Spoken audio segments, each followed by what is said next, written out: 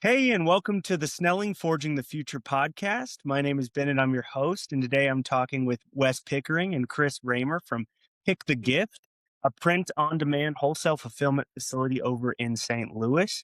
Super excited to talk to you gentlemen today. Would one of you like to do a quick introduction to Pic The Gift? Sure, Bennett. I'll jump in.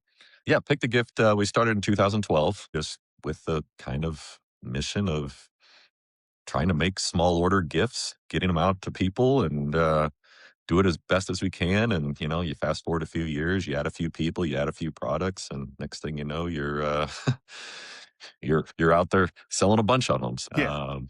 We got a lot of great people and a lot of great customers, and it's kind of got us here today. Awesome. Awesome. Well, so Wes, you are the owner and founder of Pick the Gift. And then Chris, I understand you joined in a little bit more recently. Do you want to tell me a little bit about that? Absolutely. So I've been here since October, so I guess I'm in finishing up my third or fourth month. I lose track, but interesting story. Last September, I found myself looking for a new marketing director role. And so I posted to my LinkedIn network with the intention of spreading word far and wide about my availability. And I can say that post got 30,000 impressions. And I think one impression mattered the most. Wes saw my post and he messaged me, and it was the first LinkedIn message ever between us. And he's like, said something to the effect of, "Hey, I don't know if you remember me, but we used to eat lunch at the same sandwich shop." And that is how I met him and our chief operating officer, Keith. We used to see each other at the sandwich shop. And so, of course, I did remember him. And, as a job seeker,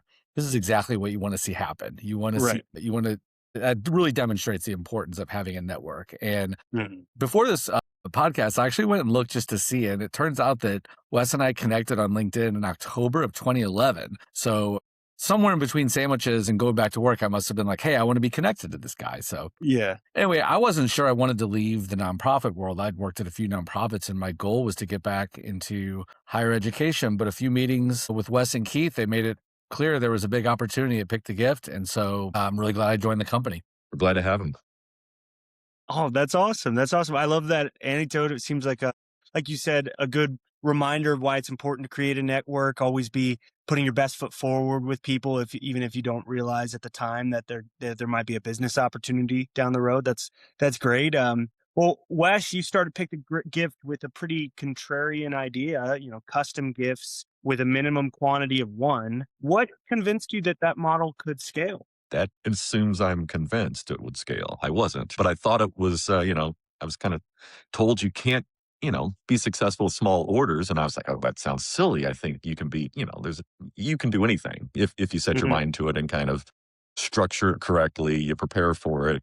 Um, I think you can accomplish anything. So I thought it's worth a try. I don't know that I don't know I was convinced it was going to scale, but I knew it was worth a try. We'll go Sure. there. And yeah, and as you get into it, you start solving problems and you start seeing opportunities and I'm sure a lot of luck had to play into it, right? Is that the market had to turn and people had to look that direction and I happened to be there. But, um, I mean, everyone says I don't give us enough credit, but I mean, we did do a couple things right along the way, probably too, to help our luck. But, that was just it wasn't this big old grandiose thing of here's where we're going to be, right? We're Hmm. gonna start a business and just gonna do the best we can, and we're gonna continue to treat people well, and good things happen. Okay. Excuse me, I don't know a lot about about your background. Did you come in from this industry and have an awareness of it already? Yeah, I was in this industry selling equipment and supplies, so I was not on the manufacturing. I was on distribution side. So I just saw it and thought it was an opportunity, and thought it was at least worth a shot, and here we are. So I suppose that gave you some insight as to what it could look like in the long term, and then that probably was very helpful getting started. Well, what's your candidate base look like right now? Or I mean to say your team. I believe you have well over 100 employees. Correct. We have, I think we're right around 120 employees right now. We were over 200 for the holiday season, which, so we've all the temporary assignments were ended, I believe at the end of December. So we're back kind of more to our core group and going to work most of the year through that until we get back to Q4 and do it all again. Gotcha. I know that that can come with its challenges. We can chat a little bit about that, but processing over 1 million orders a year with peak sessions is is definitely no small feat. What's been the biggest operational challenge as you've grown? Biggest operational challenge is probably on the people side. Early on, we were solving problems with labor, and we realized quickly we had to put more processes in first to help manage the people, and that yielded better results. Okay. Yeah, understood. That definitely makes sense. Well, hiring, I know, can look very different for you depending on the season. How do you think about bringing people in seasonal, temp, or long term? We anticipate doing. And forecasting is a little bit of throwing something on a wall and seeing what happens here. But so we have a general idea of where we hope to be. We know how many people it takes us to get to that. But what we teach our core team is flexibility. They all Mm, have to work in different departments. They all have to understand different aspects, which gives us the ability to move as volume shifts, right? Inevitably one season, we're going to sell more of a product we weren't expecting and less of another. Well, we need those people to be able to do multiple things to help us. So when they're able to move, we're able to put more labor with them, temp labor, to help support that and manage the scales. So that's kind of our prep to get us there. Probably what has gotten us the most success and what gets them to stick is the process. absolutely. As you've nailed in processes, that gives the new employees a more direct way to work versus just complete freedom. When you give complete freedom or give them a teach them one time and then expect them to do it, that creates a lot of problems and situations. So um, we try and nail the process down so that when they come in, they have a clear idea of what's expected, how to do it, and that gives us by far that's easily the biggest success we have. Making clear expectations, clear processes so employees know what success looks like, know how, when they're doing their job well. That definitely makes a ton of sense. What probably creates the most success for us is the transfer of knowledge from our people, right? And making them more versatile. When we started cross training and we started raising the level of our permanent employees, that raised the level of our temporary employees. When you don't expect much out of your permanent employees or you have just a basic labor pool in house, it's really hard for that pool to train temporary labor pools, right? Gotcha. But when you train them to train others and you give them more responsibility and more expectation, their value, they can multiply themselves, right? By adding labor to them. Early on in the first few years, you put a temporary worker with an employee who's never been trained on how to train somebody, and that they both just stand there. You Right, don't right. get much out of that, right? That So makes so you learn through that and you learn how to teach them how to work with others. And we mandate Mhm. that they work as a group all year, even though a job or a subset of the business may only require one person to do the job. We'd rather put three people in it, make them do it together in a third of the time, and then move them to another area versus let them take one job and take it all day. We get the same output, but it teaches them better. Yeah. And I'd imagine it's more stimulating. I feel like even when it's not completely necessary, cross training is just great because employees have a little bit more variety in their day and their week, and it's more dynamic, and that can be really exciting and You would be stimulating. surprised. I would say, as a rule, most people Yeah. like to work by themselves and set their own pace. Okay. Yeah, So definitely.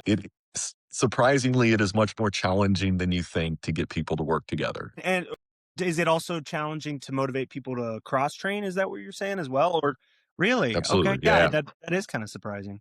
Most human nature is adverse to change, most people, right? They Okay. Yeah. don't like variety. They don't like change. They like to come in and do their own thing at their own pace. If someone else is there, that person disrupts their pace, disrupts their style, and it's a teaching thing. It's not easy. I wouldn't claim to be going against human nature, but I've always loved in jobs when I get to switch things up. Do y'all feel that way about your position, or do you feel I like, mean, absolutely. I would go crazy if I did the same thing every day. yeah, I can say as well that, as marketing director, getting a chance to spend time on the floor, on the production floor during busy season was amazing. I learned a lot about our processes and our people. And honestly, I learned respect for the work hmm, that they do, the hard work that they do. I would go home after 12 hours on my feet. I was like, well, these folks do this every day and I'm exhausted, so it really teaches you respect for, mm, the processes and all the hard work that they put into making our products. absolutely. Yeah, I think that kind of management coming from, or that kind of respect coming from top level management is definitely in the lifeblood of any good company. Well, Chris, I'm glad you chimed in there because speaking of making good decisions in hiring, you joined Pick the Gift fairly recently after years in nonprofit work. What stood out to you about the culture here, and how did that influence your decision to come on board? One thing I noticed pretty quickly, and in discussions before saying yes to joining, is that Wes, Keith, our chief operating officer, and really everyone on the leadership team seem to care about our people. They care about increasing revenues and about taking care of our customers. I am really not experiencing any form of micromanagement. These people do not care about dumb stuff. And I usually Mm. don't say stuff. I usually say the four-letter S word, but we're keeping it clean for Snelling here. Yeah, I appreciate that wide stream audience I here. can't, but I can't stress enough to your listenership. Caring about dumb stuff will absolutely exhaust your employees. It will burn them out. Hmm. They will stop trying. They will stop striving for greatness and they'll leave. Basically, instead of people bringing their entrepreneurial, creative problem solving skills to their job to solve problems, what they'll end up saying to themselves is, will the boss like this solution? Not what is the right solution for our business. So, and the one thing I've always said to myself is that work is hard enough. Every challenge that we face as Pic The Gift as a company should come from external sources. We're talking about competition, market forces, demanding customers, shifting demographics, lack of pricing power. These are all challenges that great companies face, but we don't need challenges from within. Everything I listed is enough. So Right. that's what I find that we do well here at Pic The Gift, that we care about the important stuff. And that was very attractive to me. Okay. Yeah, absolutely. Wes, does that bring anything to mind for you? Do you agree with that assessment as Chris, the newcomer coming in? Absolutely. He did a great job. I mean, assessing it. He's much better reports than I am. And maybe than both of us, to be honest. No, I mean that makes a ton of sense. So kind of focusing on the important details, not getting too wrapped up in the nitty gritty. I don't know, the dumb stuff, right? The things that might exhaust an employee and make them kind of cater to what they think you want instead of what is actually best for the company and the production. Yeah, that's exactly how I feel. I have spent my time here at Pic The Gift dreaming about the future and not really worrying about, am I doing the right thing? Am I doing the wrong thing? There's no eggshells to be walked upon. Right. There's not, as far as I've noticed so far. The minute I screw up, I'm sure I'll hear from Wes and Keith, but until then, I feel as though my ideas are listened to. I feel respected, celebrated, empowered, challenged. And these are the kind of things you want your employees to feel. Yeah, absolutely. Well, I think that's super admirable, and I would give y'all kudos because I know that can be a tough balance to strike. You have to put a lot of energy into your employees and trust into them to kind of work with that ratio you just described. But it sounds like it's working out really well. Well, okay, Wes, you've been very intentional about making the gift a better place to work. I don't mean to be repetitive here, but what changes have mattered the most to you employees so far? Is that cross training, or does anything else come to mind? Yeah, I think the biggest thing is a breadth of changes, right? I mean, Mhm. I think we focus in on what change is going to fix everything, and nothing does that. I mean, everybody wants different things, right? And that's what we try and do. We try and to give just improve the overall offering because we know it's going to impact people differently. Right. For example, during our slower times of years, we're giving a lot of time off. Well, that's great for some people. They love it. And other people want money and they want to work. Right. Sure. So it's kind of like you balance both. Hmm. You can't kind of do them both. So, we're trying to come up with ways where we give at least a minimum guaranteed time that they're going to make. That they're going to get certain hours no matter what. We're going to guarantee pay unless you want to go home and time off is more valued to you. Great. We'll give you that option as well. Right. So, I mean, we try and balance to where we can hit the majority of people, realizing that pleasing everybody is not going to be in the works. Right. Sure. Same thing with benefits. We continue to add more benefits as we hear from our employees. Different things that maybe we didn't think about or maybe aren't in any of our lives, but might benefit them. So being open, listening, that helps kind of get the employees kind of what they want. And even this holiday season, an employee approached me about something. It was a policy or something we had in place, and my answer to him was, "What is do you have a better solution? Because we can do it next year." I mean, I'm open to what your thought is. I understand why you're saying it. And they're like, no, I understand why you did what you did. And it makes sense. I just wanted to talk about it. I said, if you have another solution, let's talk about that because we can implement it next year if it makes sense. So, it all comes down to just communicating and being open and being prepared to listen Yeah. and then trying to solve it. And then, a lot of times just explain it. A lot of times they just don't think about everybody else too, right? In their world, Right. this is what was important. Well, you Sure. explain, well, if I do it there, then I have to do this. And they're like, yeah, I'd rather do, okay, well, I get it. We're good now. So sometimes just communicating the reasons behind things helps. Well, I really admire you fostering this environment of open communication. And it sounds like, employees, be them entry level or somebody who's worked with you for a little while, they're pretty aware of this at this point. Like that anecdote you just mentioned, somebody's bringing concerns to you and you're listening. Has that been the case? Like something that you've always focused on? Oh yeah. I mean, it's probably harder today than it was early on, as we've grown, right? I Okay. mean, when you're Sure. smaller, it's a whole lot easier to be involved and know everybody. So, I've tried intentionally to be less visible over the last couple years to try and help management and leadership get their footholds. But, coming into this year, we're working harder on now cycling back because I feel like everybody kind of is there. Because, if the owner's walking around, they tend to get more attention. And so, as unintentional as you try and be, and you're trying to stay away, it doesn't matter. So, I've tried to, allow the managers and people to do things without me, right? And let them take over so that people understand that I support them and they're there, right? And that helps the process too. Well, yeah, absolutely. Expand. You operate across multiple facilities and also have remote staff. What have you learned about leading and staying connected as the team grows? Yeah, I think, as we've grown, I've had to try, like I said, step back, right? Hmm. And then come back in. We want to work on communicating across all things. And that's one of the areas that we constantly strive to improve is communication across all facilities.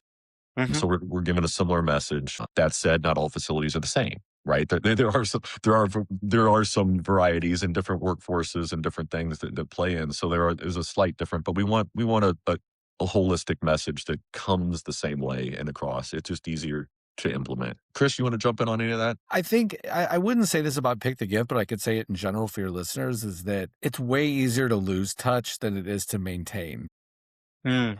touch with your employees, I feel, because staying connected to your employees really takes effort and it takes time. And if you have turnover, which can happen at the best businesses, sometimes turnover is a healthy thing. It can lead to like a whole new environment of people that you actually have not spent any time getting to know. One of the things we're doing here, up in just a week or two, we're going to start some, I guess we're calling them lunch and learns, Wes, correct me if I'm Mhm. wrong, You're correct. an opportunity just to sit and sort of have lunch with people. Hmm. Turns out lunch is one of our favorite meals here at Pick the Gift. Who would have guessed? But we, just sitting down and talking with people and just getting to know them a little bit, giving them an environment where they can, speak their mind and answer questions or ask questions, even more importantly. So that's the sort of thing that if someone walks away from the meeting with no additional actionable intelligence, but they feel like they were listened to, that's actually a great start. Right. Right. Yeah, definitely. So with teams as big as yours, are these lunch and learns? Are they in like segments of the facility? Different groups come in at different times, or is it more of like one of y'all are at the front of the room with a lot of people? Bennett, Yeah, we're great, trying to great question. maximize the number of lunches because we love lunch so much. So yes, we're going to have many lunches with small groups of. No, the structure's small group. Okay. Me personally, I enjoy small groups better. Yeah. The introvert I am. Yeah. So, I mean, it's a group of, I think it's 5 to 8 employees with Keith and myself. And we're just going to sit there and just have a casual conversation, talk about, give them a little more insights into who we are and learn more about them and just kind of interact.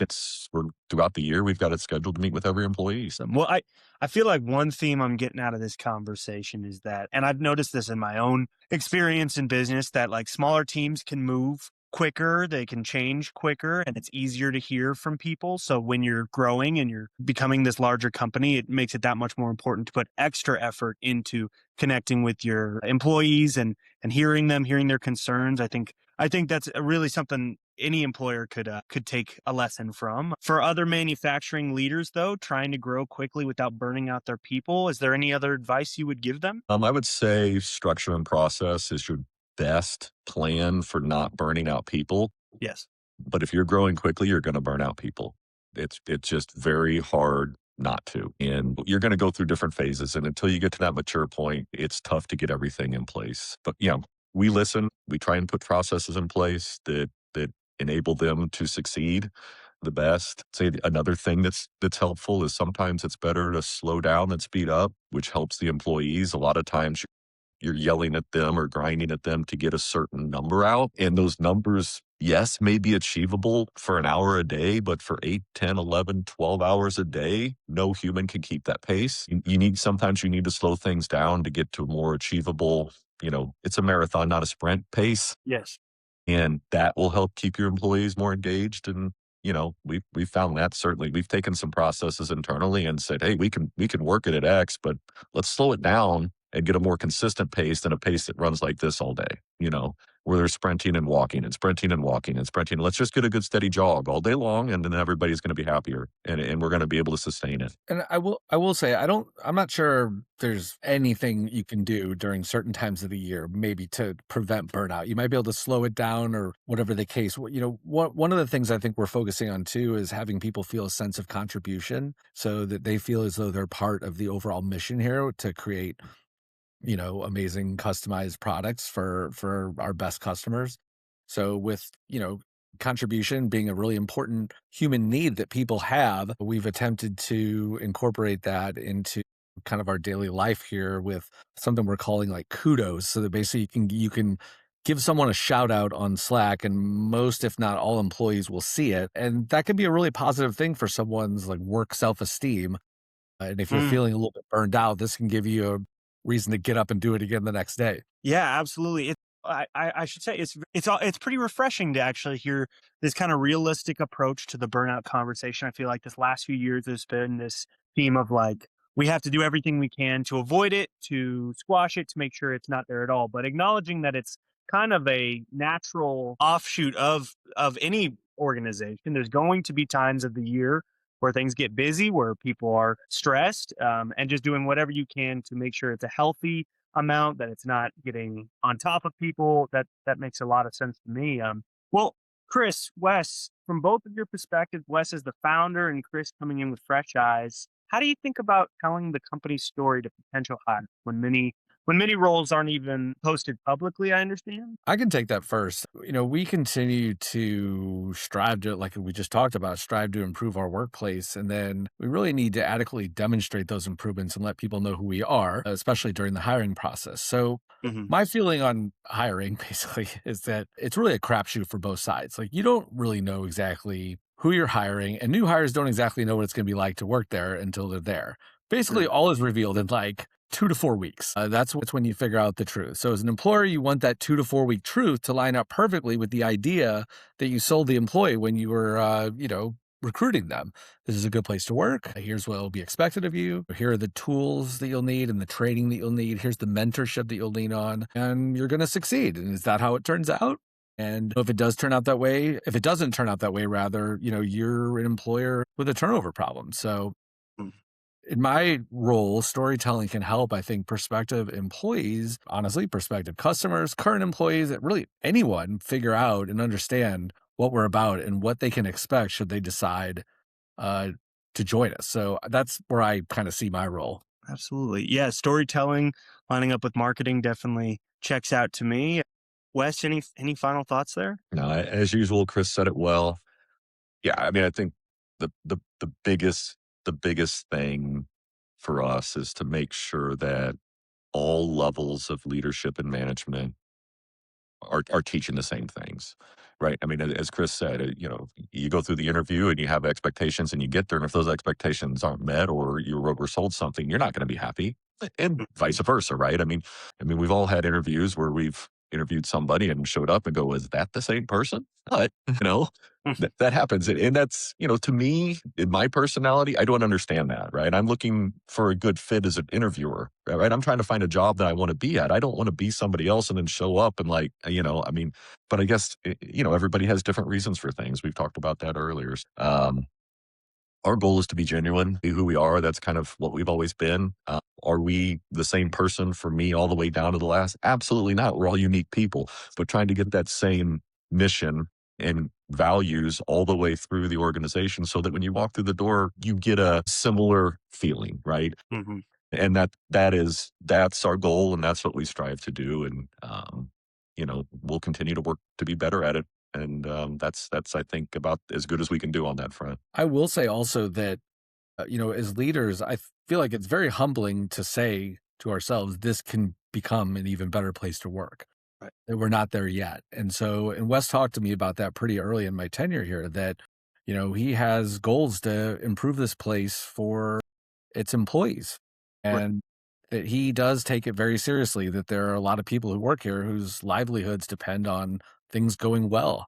And I think that's very humbling for a leader to express that and to live out those values every day at work. Yeah, Absolutely. I frequently say that to people when I'm having discussions. It's like, and they're negotiating or trying to get something. I say, listen, this decision isn't about me. I've got a whole lot of other people who, trust me to make a decision for them. And so I can't go out and make stupid decisions or go out and take a crazy risk, right? Yeah. I got to go out and make what I think is the best for everybody in the company. And that's my job. I may be the founder, but still I represent everybody there. Absolutely. I feel like you'll have this great focus on your culture, but also making strategic steps to make sure it's the most profitable company for your people. It seems like you're striking a great balance amongst all this. I know it can be difficult, but again, I really admire the way you're running this organization. Wes, Chris, I've been so stoked to talk with you today. Is there anything in closing that we haven't talked about that you wanted to share, or anything there's left unsaid? That I've always looked for in an employer and in a job is any sense of psychological safety that I can have in the role. And that's where micromanagement comes in because that really takes psychological safety away. I have often thrived in places where like I feel safe to take risks, to, fail with a good explanation, where my ideas are listened to. So I would just encourage listeners who are running companies to try to foster that kind of environment. Absolutely. Okay. When you're looking for a role or a job, look for the right fit for you, right? Don't try and cram yourself into a hole just to get the job. That's going to create misery for both parties, and it's not going to probably end well. Look for the right fit, make sure it's something you want, Mm, and then make sure you have the capacity to do the job. And that's what you should be looking for. That's kind of what we look for. Do you want it? Do you get it? Do you want it? And do you have the capacity to accomplish it? absolutely. Alrighty, guys. I really appreciate both those perspectives and all the conversation today. I highly recommend that people check out picthegift.com, PIC thegift.com. And we have a new blog, which everyone should go check out. This podcast will eventually appear on that blog. So, Bennett, we really appreciate your time today and inviting us onto the show. Thanks, Bennett. Thank you, Wes and Chris. This was awesome. I hope people will go and check out the website and the blog. And I'll let you go for today. Thanks so much for joining the call. Thank you. Thank you. Alrighty.